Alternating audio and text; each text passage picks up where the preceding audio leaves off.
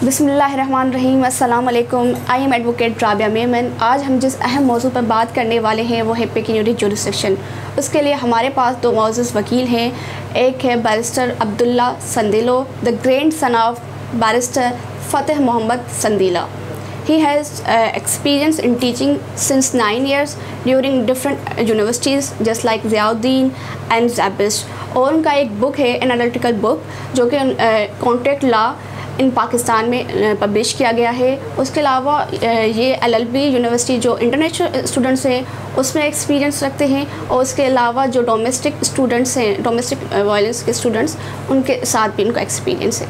हमारे जो दूसरे गेस्ट हैं वो barrister Fayaz Ali Matlo. He is a gold medallist in LLM, और उनके जो एक्सपीरियंस है लिटिगेशन में more than 9 years in high court और lower court in all Sindh. Sir, जैसे कि मेरा फर्स्ट क्वेश्चन आपसे है बैरिस्टर अब्दुल्ला आपसे, कि अगर कोई वकील नहीं है तो आप उनको पेक्यूनियरी जुरिसडिक्शन कैसे एक्सप्लेन करेंगे? देखिए जी, पेक्यूनियरी जुरिसडिक्शन इज एन आइडिया कि अगर आपका केस एक चंद कीमत से ज्यादा की वैल्यू का है तो वो हाई कोर्ट में शुरू होगा। That is the notion of having an original jurisdiction of the high court.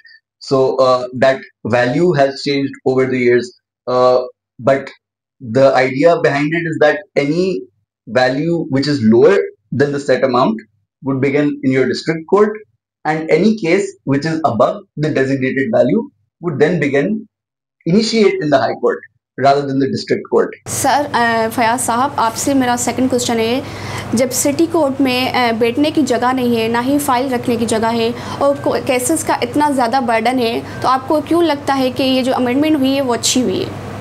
बिस्मिल्लाहिर्रहमानिर्रहीम। अस्सलाम वालेकुम राबिया, आपका बहुत शुक्रिया, आपने मुझे इस प्रोग्राम में बुलाया और मुझे मौका दिया कि मैं पेक्यूनियरी जुरिसडिक्शन के ऊपर अपने ख्यालात का इज़हार कर सकूं, अपने दोस्तों के साथ शेयर करूं। देखिए, ये जो आर्गुमेंट है कि सिटी कोर्ट में जगह नहीं है, सिटी कोर्ट में फाइल्स रखने की जगह नहीं है, बैठने की जगह नहीं है, ये argument is not in support of not having pecuniary jurisdiction completely to the district courts. उसकी वजह है कि हाई कोर्ट के अपने फैसले और रिपोर्ट्स के मुताबिक 20,000 से ज़ायद cases civil suits high court में पेंडिंग थे, और उनके ऊपर हाई कोर्ट के हार्डली 2 से 3 जजेस मुख्तस हुआ करते थे कि वो उनको सुनेंगे। और यही वजह थी कि हाई कोर्ट में सूट फाइल होने के बाद 10 साल, 15 साल, 20 साल तक सुनवाई नहीं हो सकती थी, क्योंकि केसेस इतने ज़्यादा हैं कि ये एक रीजनेबल जहन के लिए ह्यूमनली पॉसिबल नहीं है, इंसान जात के लिए पॉसिबल नहीं है कि 2 जजेस या 3 जजेस बैठकर और वो 20,000 केसेस के फैसले करें जो पेंडिंग है, और जो फ्रेश इंस्टीट्यूशन होती है पूरी कराची की वो भी डिसाइड कर सकें। इसलिए अब ये जब डिस्ट्रिक्ट कोर्ट्स में गए हैं, जहाँ पे मेनली हमारी सिटी कोर्ट है सिर्फ और मलीर कोर्ट है, तो वहाँ पर हमें मोर देन 60 सीनियर सिविल जजेस अवेलेबल हैं। तो वो 20,000 से ज़ायद केसेस 3 जजेस से निकल के 60 जजेस के पास गए, तो वो काम डिवाइड हो गया, नंबर 1। नंबर 2, अब वो उन जजेस के पास जब केसेस गए तो ऑब्वियसली हेयरिंग का चांस बढ़ गया। देयर इज ए नीड कि उसको फर्दर रिफॉर्म किया जाए, ताकि आइडियली कोई भी केस 1-1.5 साल से ज़्यादा नहीं चलना चाहिए। मगर वहाँ पर जहाँ पर कराची के साइलिन जिनके सिविल डिस्प्यूट्स होते थे आपस में, फैमिलीज के अंदर या किसी भी इशू के ऊपर, तो उनको कोर्ट ऑफ फर्स्ट इंस्टेंस के फैसले मिलने में 20-20, 30-30 साल लग जाते थे, और उसके बावजूद भी कोई उनके पास जजमेंट या डिग्री हाथ में नहीं थी। तो मैं समझता हूँ कि ये बहुत ही अच्छा कदम है, जो एक इम्तियाजी सलूक था कराची के अवाम के साथ, कराची के लिटिगेंट्स के साथ, वो ख़त्म हुआ आखिरकार जनवरी 2025 में, which is a very good initiative, which should be welcome.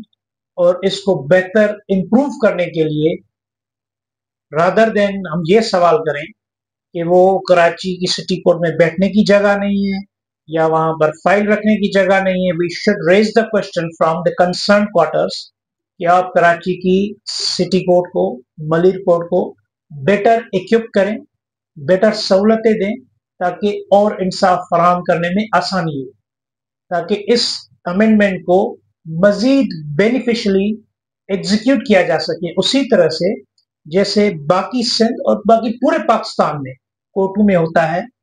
तो मेरा ये ख्याल है कि ये वेरी गुड इनिशिएटिव और ये होना चाहिए था काफ़ी पहले। अगर लेट हो गई है, देर आए दुरुस्त आए। मेरा तीसरा क्वेश्चन आपसे है सर कि इस अमेंडमेंट से जजेस को क्या फ़ायदा हुआ है? वेल देखें, फायदे से ज्यादा I think it runs deeper than फायदा या नुकसान।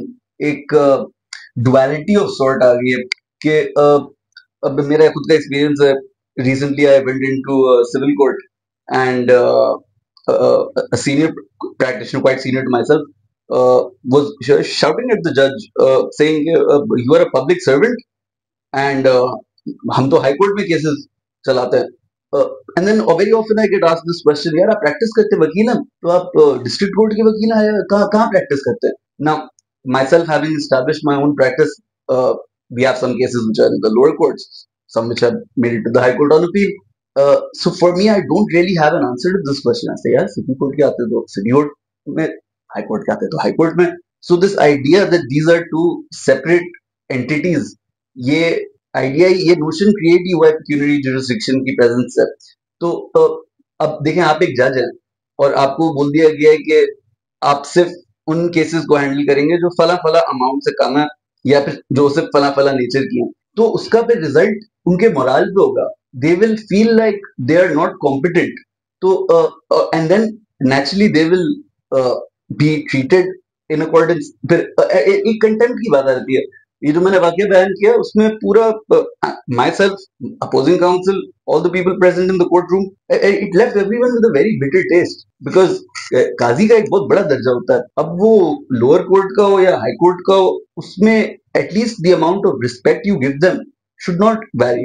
And one major reason why people believe that the high court is so superior to the lower court that a lower judge should be dismissed, उसके जो implications हैं वो इस तरह manifest होते हैं.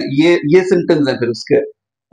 So judges को नुकसान, judges को फायदा, ये कहना it's slippery slope. But definitely by giving judges the power to adjudicate all forms of cases initially from the start, it will definitely increase their morale. It will motivate them to give better quality judgments, and it will motivate advocates to treat them to look at them in that light rather than just seeing them as a passage to the high court. Sir मेरा चौथा question आपसे है कि कुछ अर्सा पहले गुलाम Oscar Khan Pathan ने एक petition file की थी हाई कोर्ट में. उनके साथ ऑनरेरी सेक्रेटरी आमिर नवाज बड़ाइश. तो सरफराज मतलू साहब जो है खुद क्रेडिट क्यों लेते हैं? मैं अगर थोड़ी आपकी इजाज़त हो तो जो आपने एक सवाल किया था कि इससे जजेस को क्या फ़ायदा है, और जो इन्होंने एक जवाब दिया उसको थोड़ा सा ऐड कर दूंगा, and then I will come to this question also. देखिए, वही जज है, सेम सीनियर सिविल जज, he is posted in my district. मेरा जो आबा अजदाद का डिस्ट्रिक्ट है खैरपुर है, या आपका आबा अजदाद का डिस्ट्रिक्ट हो हैदराबाद हो, मटियारी हो, दादू हो, तो वहां पे वो अनलिमिटेड पेक्युनियरी जुरिसडिक्शन का पावर रखता है, सलाहियत रखता है, इंटेलिजेंस रखता है, काबिलियत रखता है और डिसाइड कर देता है. मगर वही जज जब कराची में पोस्ट हो जाता है तो उसकी इंटेलेक्ट कम हो जाती है और फिर वो लिमिट हो जाती है, से फॉर एग्जांपल 6 करोड़ 6.5 करोड़ के ऊपर. This does not make sense, simply doesn't add up. वो जज काबिल हैं, सारे जज बराबर हैं. All judges are equal in eye of law. Judicially, administratively, कुछ कोर्ट्स के ऊपर एडमिनिस्ट्रेटिव अख्तियारात हैं. जैसे high court is administrative head of the all courts in the province. Likewise, the district court is administrative head of the all courts in the district. मगर judicially, all courts are equal. चाहे वो magistrates की courts हो या चाहे वो chief justice की courts हो, these are all equal. तो ये जो आपका पहला सवाल था उसके लिए जजेस को बेनिफिट की ना बेनिफिट की बात नहीं है. बात है कि कराची के लोगों का हक था कि उनके मामला हल हों. आपका अपना जाती मामला हो, केस हो, आपका खुदा ना खास्ता मेरे साथ या किसी के साथ झगड़ा हो, आप कोर्ट में चली जाए या किसी ABC सर के पास आप चली जाए कि भाई आप हमारे जज हैं, मुंसिफ बने, हमारा मामला हल करें, और ये उसको 20 साल लगा दे और आपकी हेयरिंग ही ना करे, हर तारीख पे आप जब भी जाएं तो ये कि मुझे और काम है, मैं नहीं चला सकता, बर्डन है, विच इज ट्रू, बर्डन है, ये नहीं चला सकते, इनके पास इतने ज्यादा 20,000 से ज्यादा केसेस हैं, तो चल नहीं सकते हैं, तो आप ऐसे काजी के पास जाएंगे? नहीं जाएंगे। कराची के अवाम का कराची की कोर्टों के ऊपर से एतमाद ही खत्म होते जा रहा था। इसका इतना बड़ा सीरियस कॉन्सिक्वेंस था। Just keep a colonial legacy alive, हम ये कानून अपने स्टेचू के ऊपर रखते हुए आ रहे थे, जो कि कॉलोनियल लेगेसी है, अंग्रेज की दी हुई है, इम्तियाजी सलूक वाली लेगेसी, उसको खत्म हुआ 2025 जनवरी में। ये बहुत ही खुशाइन अमल है। अब आपका सवाल है कि गुलाम असगर पठान साहब ने और कुछ और हम ख्याल, हमारी तरह ख्याल रखने वाले दोस्तों ने एफर्ट्स ली, पिटिशन फाइल की कि ये डिस्क्रिमिनेटरी प्रोविजन है और इसको कोर्ट डिसाइड करे। ये इन्होंने पिटिशन फाइल की और फरवरी 2023 में इसका फैसला आया। फैसला कोर्ट ने ये नहीं कहा कि ये जो कानून के अंदर शिक है, जो कराची को बाकी पाकिस्तान से अलग ट्रीट करती है as far as pecuniary limits are concern, Sindh के अंदर सिंध सिविल कोड ऑर्डिनेंस 1962 के अंदर ये एक एक्सेप्शन दी हुई थी, उसको अल्ट्रा वायरीज द कॉन्स्टिट्यूशन उस पिटिशन में नहीं किया गया, मगर कोर्ट ने वैलिड और रीजंस दिए कि लेजिस्लेचर को इस चीज को रिविजिट करना चाहिए, क्योंकि अब ये उस वक्त की division bench including the chief justice of that time lord chief justice Ahmed Ali Sheikh sahab उस बेंच का हिस्सा थे, उनका ये ख्याल था on the basis of data from the high court record से कि हमारे पास 23,000 या 20,000 से ऊपर केसेस हैं और हमारे पास इतनी कैपेसिटी ही नहीं है कि हम इनको डिसाइड कर सकें, इसीलिए जरूरी है कि ये केसेस नीचे जाएं। This was a not only advice to the legislature in Sindh, but also a administrative conclusive decision of the High Court कि अब हम नहीं चला सकते इसको। फिर क्या होता है कि 2023 फरवरी से लेके 2024 आ गई, 24 के बाद भी कोई खातिर खा प्रोग्रेस नहीं हुई, क्योंकि गवर्नमेंट को कोई ऐसी स्पेसिफिक डायरेक्शन नहीं दी कि आप ये जरूर करें। एडवाइस थी कि आपको करना चाहिए और आप ये करें। We appreciate, as far as I'm concerned, as a practicing advocate, गुलाम असगर पठान और बाकी दोस्तों की इसमें बहुत खिदमत हैं, उनको अप्रिशिएट करना चाहिए और मैं करता हूं, और सरफराज मित्रों भी करते हैं, उनके अब इंटरव्यूज में देखेंगे, he will also say that जहां पे उनको मौका मिलेगा। मगर हमें ऐसा आदमी चाहिए था जो इस चीज को रोकने के लिए बहुत सारे फोर्सेस थे। उस पिटीशन को कंटेस्ट कौन कर रहे थे कि ये पिटीशन ग्रांट ना हो, उसके अंदर कौन लोग इंटरवीनर्स आए थे?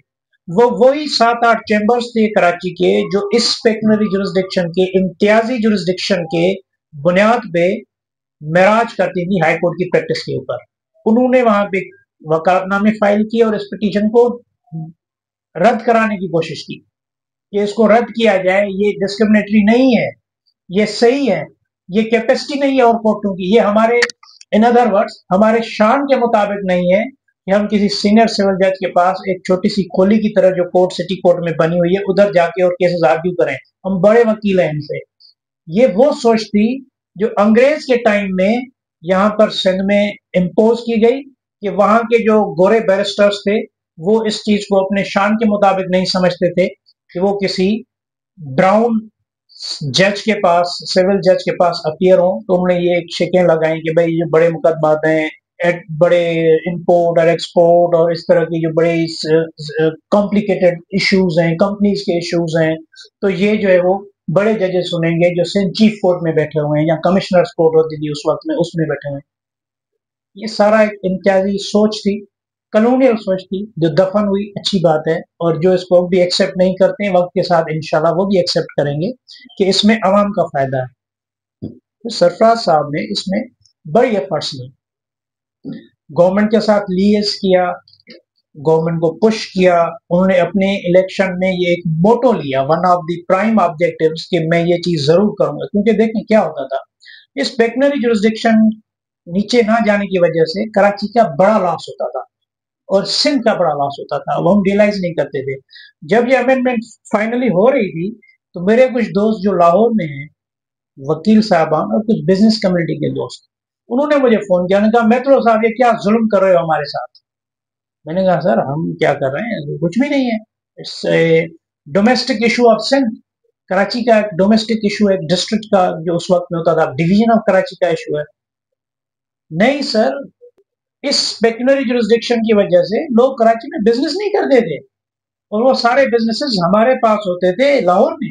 कि कोई अगर 15 करोड़ 20 करोड़ लगा के एक फैक्ट्री बना ले या बिजनेस बना ले, तो उसमें कोई ना कोई लिटिगेंट आ जाता था, 10-15 लाख 20 लाख 40 लाख रुपए का केस कर देता, स्टे आ जाता, 20 साल केस नहीं चलेगा, उसकी तो 15 करोड़ 20 लाख की इन्वेस्टमेंट जीरो हो गई।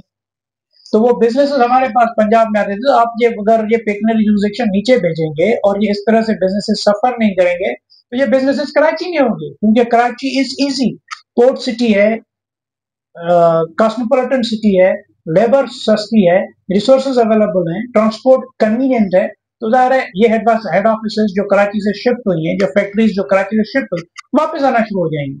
इसका इतना बड़ा इम्पैक्ट था जो none of us perhaps realised ये कितनी जरूरी थी सिंध, पर्टिकुलरली कराची शहर की मईशत के लिए और कराची शहर के लोगों को इंसाफ देने के लिए। उसमें फिर उन्होंने स्टेप्स लिए, सारे रेजिस्टेंस के बावजूद, जहां तक भी रेजिस्टेंस हुए कि एक बार जब ये लॉ पास हो गया तो कुछ लोग गवर्नर सिंध के पास गए और गवर्नर सिंध ने नाम लेके सरफराज मेहतों साहब ने बताया कि ये लोग मेरे पास आए थे और उन्होंने मुझे कहा कि आप इस बिल को वापस करके रद्द कर दें, और मैंने उनके कहने पर रद्द कर दिया। फिर सरफराज साहब ने कहा सर ये तो बाहर का बिल था, आप बाहर से कंसल्ट तो कर दो। कहा मेरे नॉलेज में नहीं था, मैं तो समझा कि सिंध गवर्नमेंट की तरफ से आया है, अब आएगा आप बता रहे तो मैं कर दूंगा। फिर सरफराज साहब ने एफर्ट्स ली, विद इन 1 वीक कोशिश करके उसको दोबारा असेंबली से पास कराया, और फिर गवर्नर के पास गया और उसने फिर दोबारा, इवन तो कानून में फिर दोबारा कॉन्स्टिट्यूशन में रिक्वायरमेंट नहीं है कि दोबारा उसने जरूर असेंट देनी है, it automatically becomes law after 10 days if doesn't री असेंट, दोबारा उसको असेंट ना भी दे, मगर उसने फिर 6 दिन के अंदर असेंट भी दे दी, which is also good thing by the governor Kamran Tessori साहब। तो ये इसमें रुकावटें थी, और इन रुकावटों को दूर करने की जो मैं कहता हूँ कि फ्रंट लाइन पे सोल्जर बन के जिसने एफर्ट्स लिए वो सरफराज मेहतों ने। अच्छा सर, मेरा लास्ट क्वेश्चन आपसे है कि इस अमेंडमेंट से वकीलों को क्या फ़ायदा पहुँचाए? Before I answer your question, one more thing I would like to add to what Sir said. That in my view at least, the purpose of this amendment is to bridge. It's not to divide. Uh, so this idea that there is a division between lawyers, certain types of lawyers, certain types of courts. Uh, this is it serves no practical purpose, because again, a competent lawyer would succeed in his case whether it begins in the lower court or the high court. So it's not like it is this version of lawyer versus this version of lawyer, and unfortunately that is what it has become. Because again, आपका जो licence है उस पर कहीं पे ये नहीं लिखा होता कि आपने यूनिवर्सिटी ऑफ लंदन से डिग्री की है या आपने इकरा यूनिवर्सिटी से डिग्री किया है, जर्मनी से किया। It just is that you are an advocate and you can practise. वकीलों पे क्या असर पड़ रहा है? देखिए, I myself again having constructed my practice from the ground, I can say for myself and many others that young lawyers enter into a profession where it's known it's very hard to break through the glass ceiling. Pays are low, internships are free, and in such a situation, now when we take a huge chunk of special jurisdictions and we place such limits on them, then those lawyers, those young lawyers, don't have access to those areas of law. They become constrained to certain other areas of law. So आपका एक division आ गया based on your the amount of money you have, कि आपने कौन सी degree ली है, what firm you join. So the idea is, in my mind at least, is not that it's one type of lawyer versus another type of lawyer. Rather, it's to bridge and make all lawyers what the certificate says, an advocate. And this way, young lawyers will get more chances. Now, I had taught back 3 semesters at Ziauddin University, so I got the chance to engage with many young prosperous lawyers. these kids are full of energy and उनको उनका दिल है बहुत करते हुए कि आगे बढ़े सीखें, बट अगर इनको प्लेटफॉर्म ही नहीं मिलेगा, वो देखेंगे भाई कि ये सिर्फ चंद किस्म के केस हैं, इन्हीं पे हम रिस्ट्रिक्टेड हैं, so there will be a feeling of suppression, they will feel, जिस तरह मैंने पहले मिसाल दिया था कि वो फिर एक फीलिंग ऑफ हेटेड बंदे के अंदर आती है एंड इंफीरियोरिटी का एक आइडिया आने लग जाता है इंसान के अंदर, that would be erased because all types of cases across the board would be accessible on the basis of merit. So what makes a good lawyer, what should make a successful lawyer should be simply your legal acumen, nothing else. Anything beyond that would be a controlling factor in my opinion. Thank you so much for coming, sir. Thank you for inviting us. Allah Hafiz. Allah Hafiz.